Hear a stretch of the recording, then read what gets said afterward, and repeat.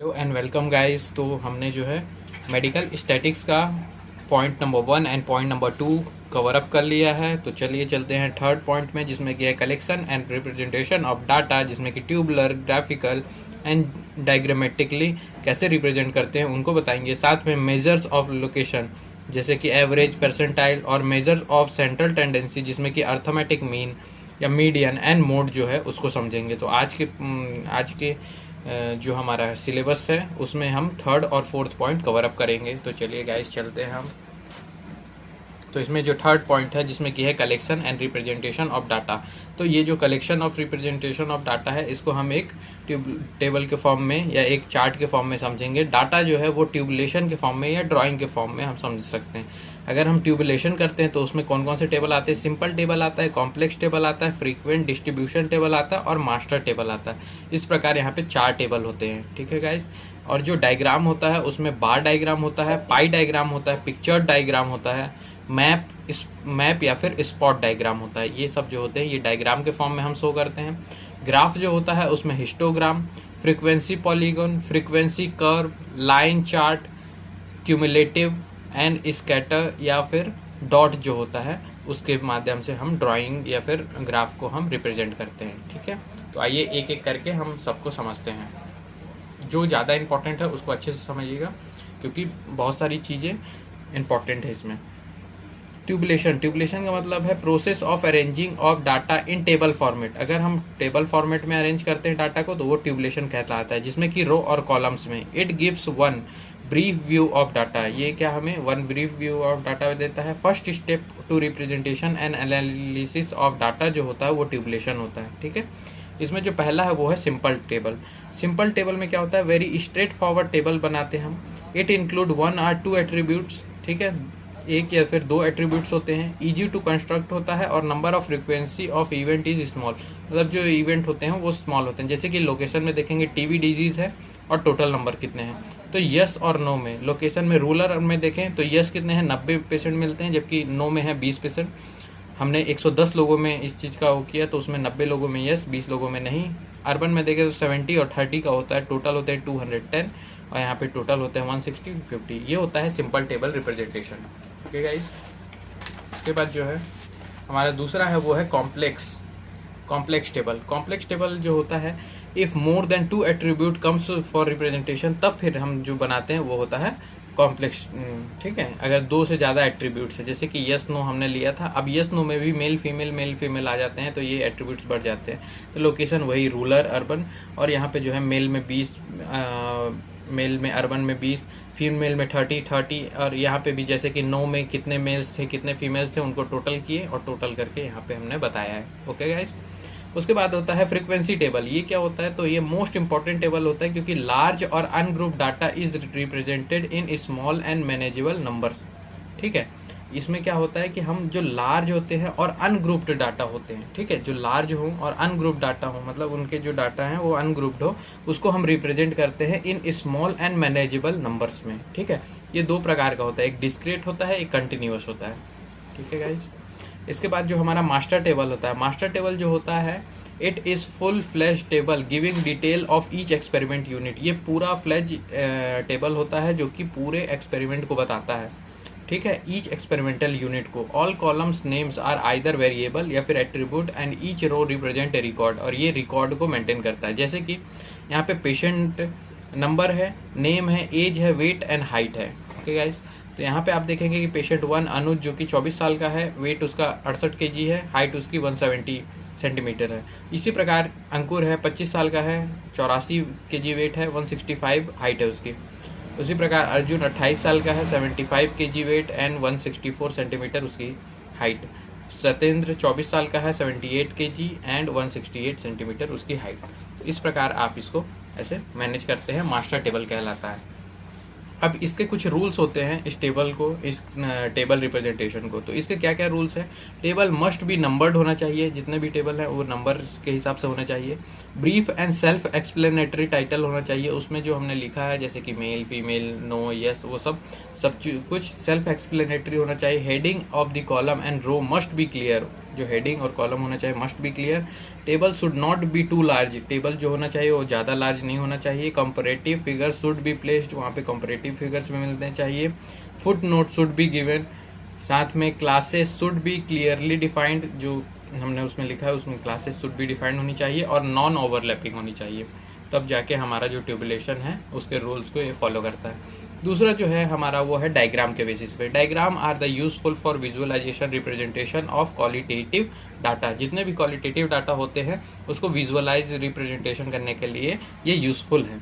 Diagram use for comparative study के लिए भी डायग्राम को यूज किया जाता है, जैसे कि बार डायग्राम है, ठीक है। जो पहला है हमारा bar diagram, used for mutually exclusive discrete data drawn vertically horizontal indicate frequency, ये जो होता है ये वर्टिकली और हॉरिजेंटल इंडिकेट फ्रीक्वेंसी को करता है, ठीक है।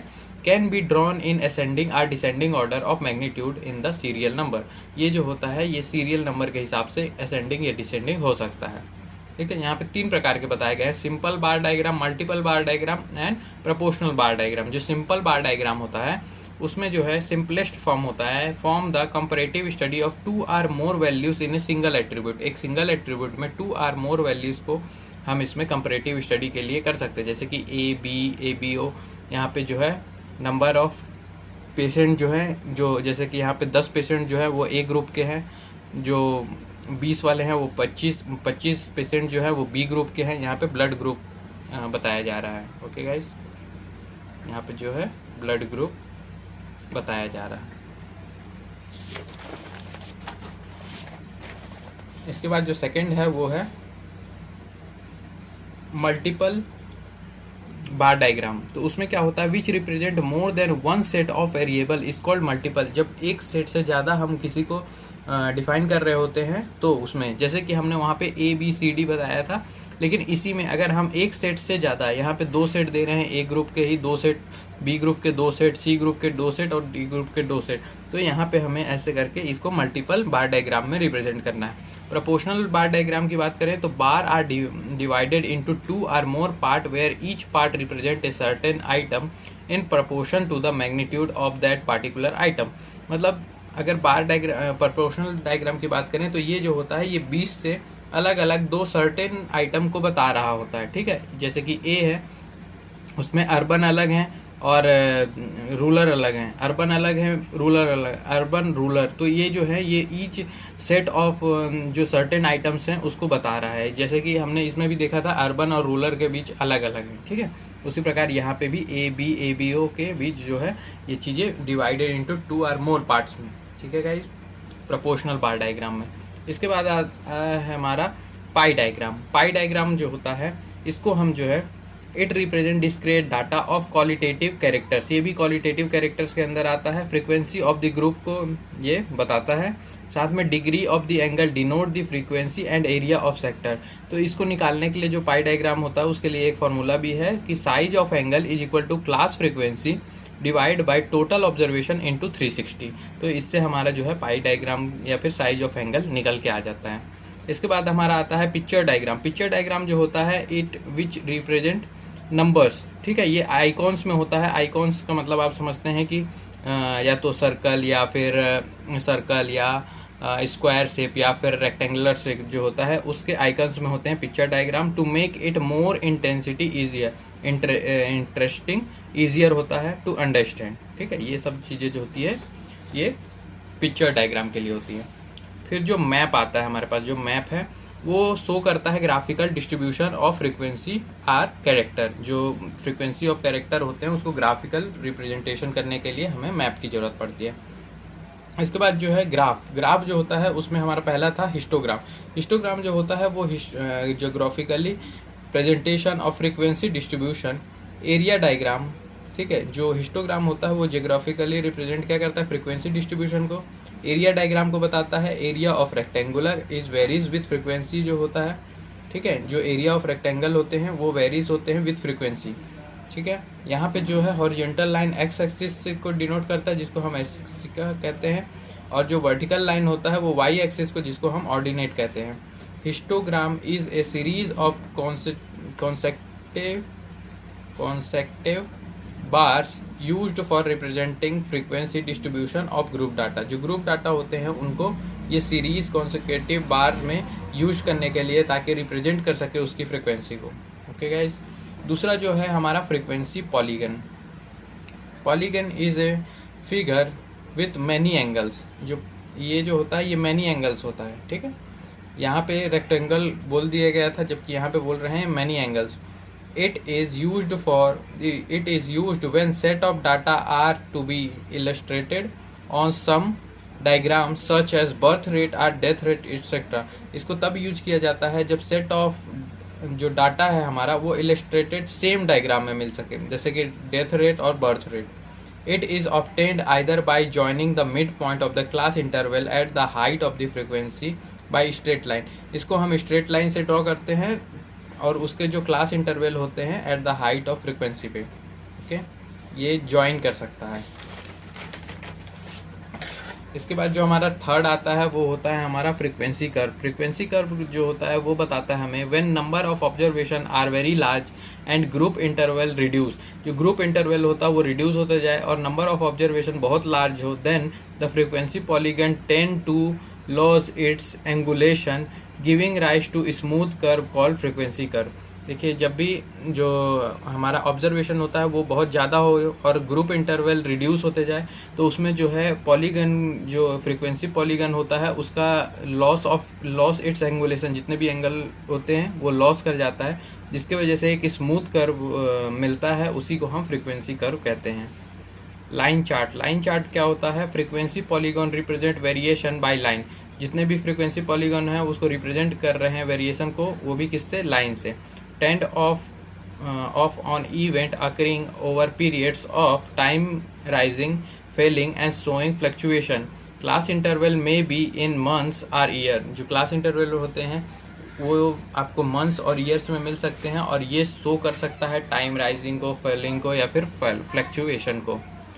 इसके बाद जो हमारा ई नंबर का है वो है हमारा cumulative frequency. It is a graph of cumulative relative frequency distribution on joining the point by smooth free hand A curve diagram made. देखिए, इसको बोलते हैं हम क्यूमुलेटिव फ्रीक्वेंसी। जब हम किसी भी जॉइनिंग द पॉइंट, मतलब किसी भी पॉइंट को हम ज्वाइन कर रहे होते हैं और उससे एक ग्राफ या कर्व प्रेजेंट करते हैं, उसको हम क्यूमुलेटिव फ्रीक्वेंसी कहते हैं। इसके बाद आता है स्कैटर्ड एंड डॉट डायग्राम। जो स्कैटर्ड और डॉट डायग्राम होता है ये शो करता है nature of the correlation between two variable X and Y in the same person or group. किसी भी सेम पर्सन या ग्रुप के एक्स एंड वाई एक्सिस पे को रिलेशन को शो करता है, उसे कहते हैं हम स्कैटर्ड या dot diagram. Extremely useful in regression analysis. It is prepared after tabulation in which the frequency of at least two variable have been cross classified. जब क्रॉस क्लासिफाइड करना हो तो हमें दो वेरिएबल के साथ इसे बनाना चाहिए। ओके, इसके बाद जो है हमारा फोर्थ पॉइंट था कि measure of location. Measure of location में जो कि can be defined as single number use to characterize a base sample or distribution or position of an element in it. देखिए, ये जो होता है ये single number use can be defined as single number use. जितने भी single number use होते हैं उस इसमें डिफाइन होता है, जैसे कि बैच है या सैंपल है या फिर डिस्ट्रीब्यूशन है, पोजीशन है of an element in it. Can be defined as qualities that represent the average or typical value of random variable. ये जो होता है ये डिफाइन करता है क्वालिटीज़ को that represent the average or typical value of random variable. जो भी रैंडम वेरिएबल होते हैं उनको ये रिप्रेजेंट करता है एवरेज और टिपिकल वैल्यूज़ में, ठीक है। इसके दो मेन मेजर्स ऑफ लोकेशन हैं, जो कि है एवरेज और परसेंटाइल। जो एवरेज कहलाता है उसका मतलब है a single value that represent the whole data is known as average, ठीक है। एवरेज का एक डेफिनेशन है जो कि सिंगल वैल्यू है जो कि रिप्रेजेंट कर रहा है होल डाटा को, उसी को हम एवरेज कहते हैं। It is centre of concentration of all data. Concentration of all data का ये सेंटर होता है।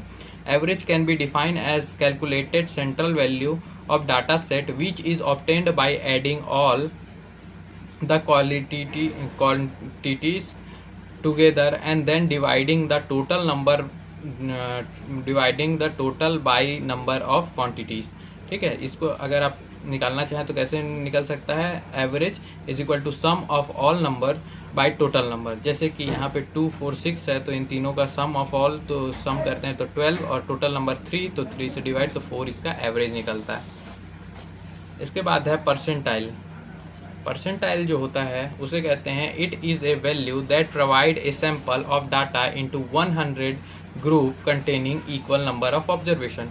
इसका मतलब होता है कि 100 ग्रुप जो होते हैं वो containing equal number of observation, एक सैंपल में 100 ग्रुप अगर हम contain equal number of observation दिखा रहे हैं तो ठीक है। तो इसका मतलब समझिएगा कि इट इज़ अ वैल्यू जो कि डिवाइड होती है ए सैंपल ऑफ डाटा, एक सैंपल ऑफ डाटा 100 लोग 100 group containing equal number of observation, जिससे कि इक्वल नंबर ऑफ ऑब्जर्वेशन हो जाए। It is percentage of distribution that is equal or below a particular number. ये जो होता है ये एवरेज परसेंटेज ऑफ डिस्ट्रीब्यूशन होता है जो कि इक्वल या फिर below of a particular number हो सकता है। It is often use to compare an individual value with a norm application of percentile. ये जो होता है ये कंपेयर कर सकता है इंडिविजुअल वैल्यू को और उसके साथ ही नॉर्म एप्लीकेशन ऑफ परसेंटाइल को। It is use to study the growth के स्टडी के लिए यूज़ करते हैं। Divide frequency distribution in 2 parts. It is sometimes used as a measure of dispersion. इसको हम यूज्ड एज ए डिस्पर्जन भी करते हैं। It is used to prepare a standard percentile such as quarter Q1 and median Q2 etc. इसके बाद जो है measure of central tendency. Measure of central tendency जो होता है उसके बारे में आप पढ़ेंगे। तो a measure of central tendency is that value around which all the observation have a tendency to cluster and it is considered as the most representative figure of the entire data set.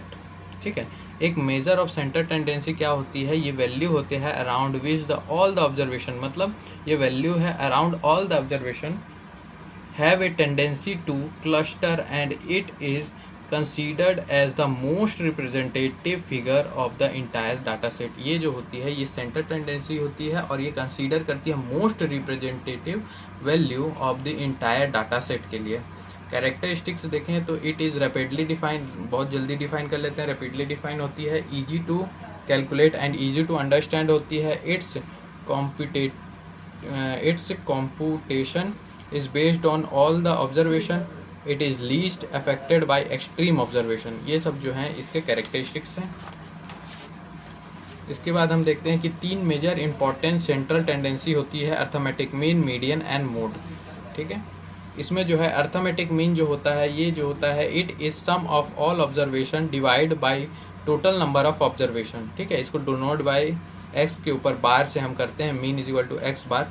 इसके is equal to में देखते हैं तो sum of all observation by total number of observation, जैसे कि x bar या sigma x i divide by n is equal to x1 plus x2 plus x2 dash x n divide by total number of observation. ठीक है, इसके बाद जो है in case of frequency distribution हो जाए, अगर ज़्यादा नंबर्स ऑफ मिले, फ्रीक्वेंसी में डिस्ट्रीब्यूशन भी मिले और डिस्क्रिएट हो, तो उसमें क्या लगाएंगे, mean is equal to x के bar is equal to sigma. ठीक है, इसमें जो है आई इज इक्वल टू 1 लिखेंगे। एफ आई जो है ये फ्रीक्वेंसी को डिनोट कर रहा है, x i is by sigma i is equal to 1। फिर है f i is equal to x i f i F1 x1 plus F2 x2 dot dot dot F1 Fn and xn, और नीचे में जो है नंबर ऑफ फ्रीक्वेंसी n तक ही लेंगे। जैसे कि एफ आई का मतलब हो गया फ्रीक्वेंसी, एक्स बार का हो गया मतलब मीन, एक्स आई का मतलब mid point of the i class interval, और n is equal to N1 plus F1 plus F2 plus F3 या डॉट डॉट डॉट Fn तक। ओके गाइस, इसके बाद जो है हम इसका एक एग्जांपल देखें तो आप इसमें देखेंगे कि नंबर ऑफ टीबी पेशेंट 0 1 2। ठीक है, यहाँ पे नंबर ऑफ फैमिलीज 10 फैमिलीज़ में 0 पेशेंट पाए गए, 20 फैमिलीज़ में 1 पेशेंट, 30 फैमिली में 2 पेशेंट। तो इसका जो है x1 मतलब क्या निकलेगा, तो ये x1 हो गया। फ्रीक्वेंसी जो है फैमिलीज़ हो गई 10 फैमिली में 0, 20 फैमिलीज़ में 1, 30 फैमिलीज़ में 2, और F1 x1 जो निकला हमारा वो निकला इन दोनों का इंटू करके, तो ये 0 20 और ये हो गया 60। तो यहाँ पे जो आ गया टोटल वो आ गया 80, और यहाँ पे जो टोटल आया वो आया 60। तो x bar is equal to F1 x1 upon n f की पावर n। ठीक है, तो इसको जब हम निकालेंगे तो F1 X1 हमारा कितना निकला था, तो वो निकला था, टोटल निकला था हमारा 80, तो 80 लिखे। और यहाँ पे हमारा जो F1 था वो टोटल नंबर ऑफ n के हिसाब से कितना था, तो यहाँ पे आया 60, तो हमने 60 लिखा और इन दोनों को इनटू डिवाइड किया तो हमारा 1.3 आ गया, मतलब 4/3 आ गया।